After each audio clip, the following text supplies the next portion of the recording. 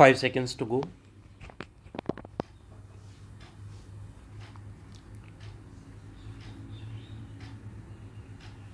Start.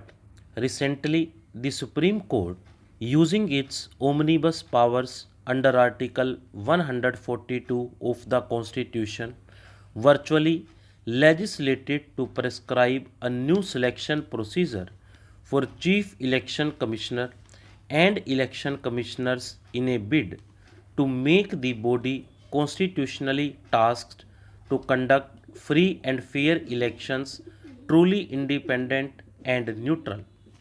In the judgment, Justice K.M. Joseph led 5-judge Constitution bench adversely remarked on media relying on petitioners' arguments. A 2012 report of the Hindu newspaper and a report by Citizens Commission on Elections, which was headed by former SC Judge Madan B. Lokur and included ex-CIC Wajahat Habibullah, a former IAS officer close to former PMs Indira Gandhi and Rajiv Gandhi. Adverse comments were on 3 counts. It could be disastrous for the country as certain sections of media, guardians of the rights of citizenry, are overlooking the vice of electoral malpractices. Paragraph 164. Certain sections of media are unashamedly partisan. Paragraph 223. And third, the need for an independent EC because of the influence of certain section of media on elections. Paragraph 225. SC is a court of record. It invariably bases findings and conclusions on unimpeachable documents. Did any petitioner submit documents or independent surveys which meticulously analyzed the role of each newspaper, television channel, and web news portal to enable court to conclude that a section of the media has become biased and forgotten its role as guardian of citizens' rights?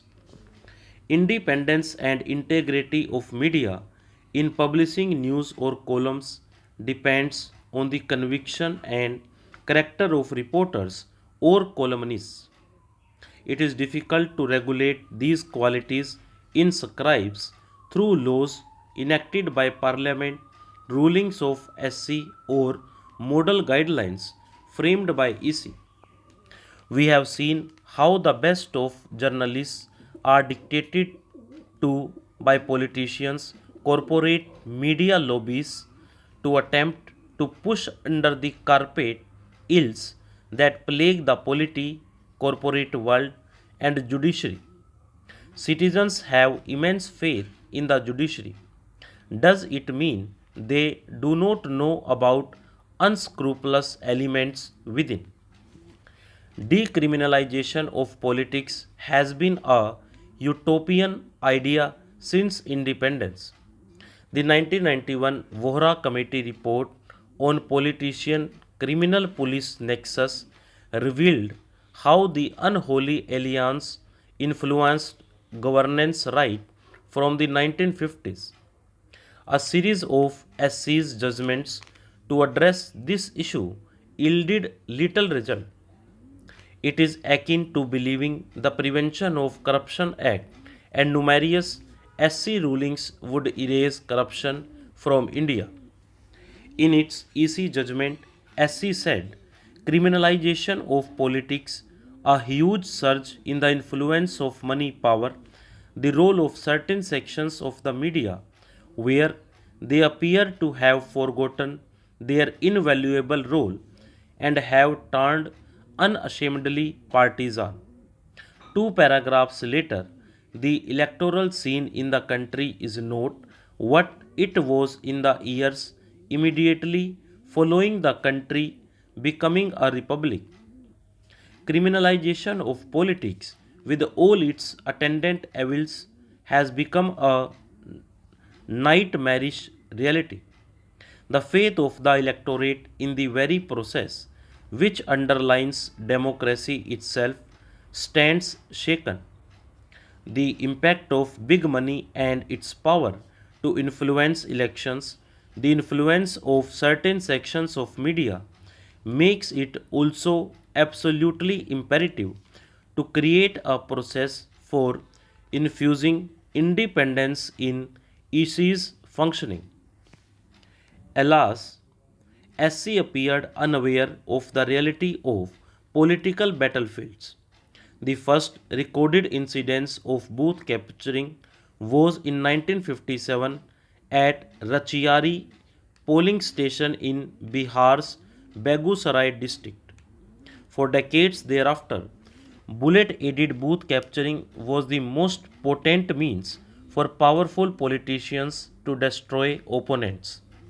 Surprisingly, Parliament waited till March 1989 to insert Section 58A in the Representation of People Act, which empowered EC to postpone countermand elections on receiving reports about booth capturing.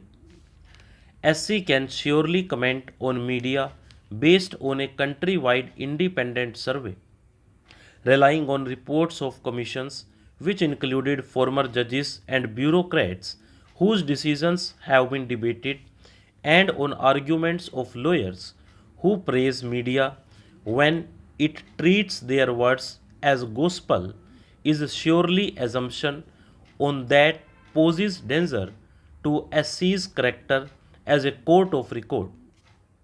Will SC permit citizenry to make an assumption about honesty and integrity of the judges basis statements of two former CGIs?